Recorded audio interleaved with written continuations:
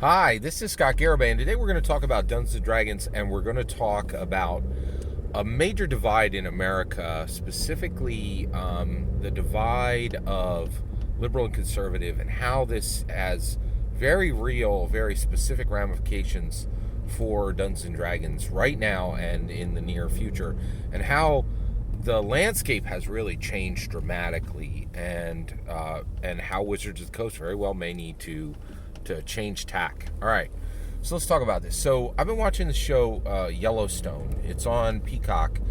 Grace Randolph, one of the best movie reviewers in the world, has been talking about this show, and she said this show is really unique and special right now because it's one of the most profitable shows on television. It doesn't have the widest audience, right? It's like podcasts, right? If you don't know, podcasts they're completely useless. Like there's no need for podcasts, right? You just do your YouTube. If you do a YouTube, right, like video, you could pull the text out of it with an app. You could pull the audio out of it with an app, right? There's no reason in the world to write something or to make audio of something. Just make the video and rip out whatever medium you need from it, right? Like it doesn't, these lesser mediums, what is the point of them anymore? But there is a reason why people continue to do podcasts. Advertisers love podcasts because it ain't nothing but rich people listening to them, period. Like, end of sentence. Nobody in the world listens to podcasts except people who are rich or will soon be rich, period. Done. Right? Like, it's, and that's why advertisers love them, right? And this Yellowstone is a money whisperer show, right? But Yellowstone is incredibly conservative, right? Very, very conservative show. Okay. By the way, no spoilers for Yellowstone in this. So Yellowstone is incredibly conservative. It's probably the most conservative television show, prominent. Actually, people watch it. Real television show. Like, just to be clear, Kevin Costner is in Yellowstone. Like, this is a real high-end product, right? Like, it's a real show. It's not some scrub, web show that got slapped onto a streamer, right? Like, it's a real show, right? There are millions of dollars put into this, and it makes many, many, many more millions than it costs, right? And it's an actual money whore. It's just a money faucet for Peacock right now, right? Now, what's really interesting though is it's liberal quality, right? What do I mean by liberal quality? Well, guess what? Conservatives know jack all of nothing about art, television, movies, or narrative, right? You want to know why? Because conservatives don't send their kids, like when a conservative kid goes to college and says, I'm going to study communications, I'm going to be a director, I'm going to make television or movies, they get shoved over to finance or something that's going to make real money. Like their parents are like, you ain't up in Hollywood. We ain't paying for college for that. Or, I'm talking at the macro level, right? Conservatives do not value art. Right? So when their kids get close to it and they're like, hey, I want to make art, conservatives are like, nah, then check that noise. That ain't happening, right? Like, and they don't pay for college for it. They don't encourage it. They discourage it massively. So conservatives suck at making movies and television. They're just abominable at it, right? Like, and liberals own it. They own the big screen and the small screen, right? And conservatives whine and moan all they want, right? But the reality is the problem is theirs, right? They suck at making movies. Who's your favorite, conservative director, right? Like Clint Eastwood, right? He's got a couple hits, but he's got a fading star, So the reality is, you're going to have a hard time in this world making big screen or small screen if you're a conservative, because you're not going to get any support from the day you're born until you turn 18, and nobody in your family going to help you, right? Like, it's the way of it, right? At the macro level, right? So this used to be okay, right? Because the reality is the liberals and the conservatives were on the same footing, right, in America. That has massively changed. I don't know if you guys have been paying attention. Since 2016, this country has changed dramatically, right?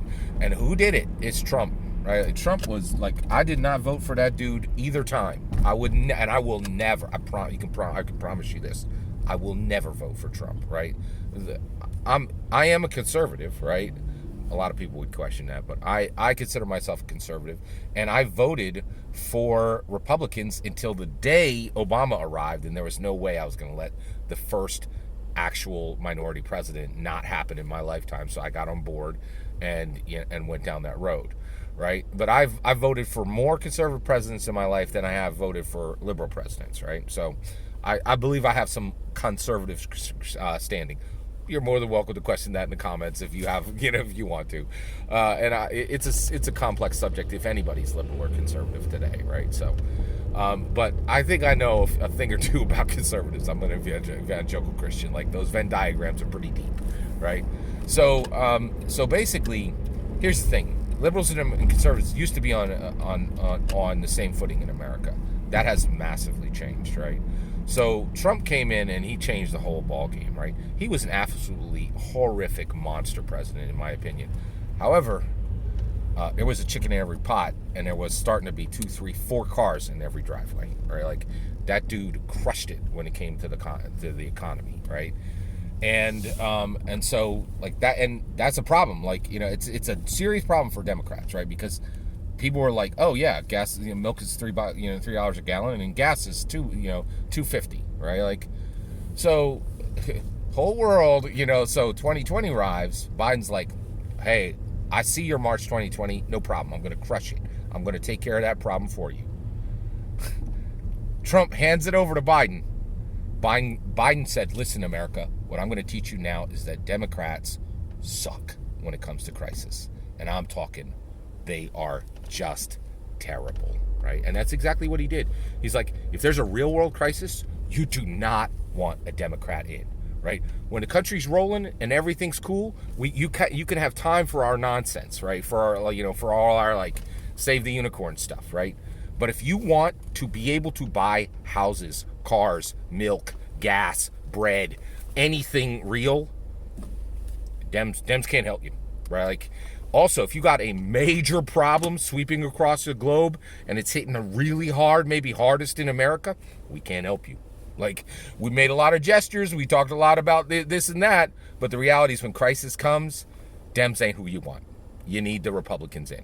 That has changed the ball game, right? Like, really changed the ball game. Like this is a once in a century crisis, and Biden's like, we're not your people when things go wrong, right? We're great when things are good, and when the Republicans have got us stable and you got time for a little bit of, like, save the unicorns energy, yeah, bring us in. But if the world's cracking in half, you don't want us running anything, because we can't do nothing, right? And that's exactly what they've done, and Biden proved it, right? That changes business and commerce, right? And so, WotC has been in this world where, for a long time, where people were like, oh, Dems and Republicans are equal, they have equal power, they have equal abilities, they both have good sound ideas.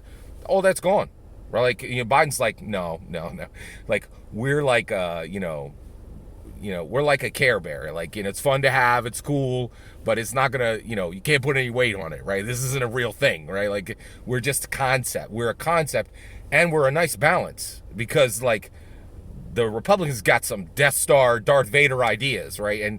And yeah, get them up and running and let them get everything fixed financially, and let them fix real world problems like the March 2020 stuff, right? Like, let them handle real problems.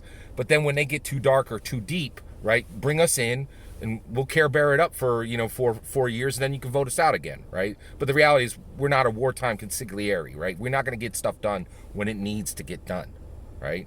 And that changes it, right? So I think Wizards of the Coast is in this new moment, right, where they're like, ooh, we might need conservative dollars, right? Because America is, like, just so you're aware, if you don't pay attention to politics, every mainstream news source is saying, like, this midterm is going to be an absolute, like, virtual bloodbath. It is going to be horrific for the Dems, because people are like, we handed you this problem, and basically what you handed us back was an inflation that scares everyone, to the point where people are like, am I going to be able to buy bread and milk a year from now, because it'll be $8 or $10 or $15 a gallon, right? Can you get things into this kind of, like, we're literally, like, the whole country is like, are we going to be able to drive cars a years from now? Like, are we going to be, is it going to be horse and buggy again, right? Because nobody can get a chip, right? Like it is bad, right?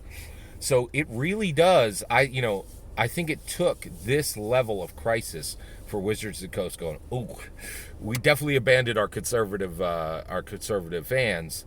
Do we need them back? Right? Do we need to Yellowstone it? Do we need, and Yellowstone is the perfect model, right? It's like, hey, liberal values, cool show, everybody can watch it. Liberals and conservatives can watch it, right? It dog whistles to the conservatives, and it has, hot people and cool events, for the liberals, right? And so you can get both, right? But it's the model of selling to liberals and conservatives, right? And Wizards of the Coast, I think, is going to be in a position where they really need to think hard and get this back and start to head that route, because I don't think it's going to be viable to only sell to liberals going forward. That's my opinion. What do you think? I'd love to hear your thoughts. Let me know in the comments below. Please consider liking and subscribing, and have a wonderful millennium.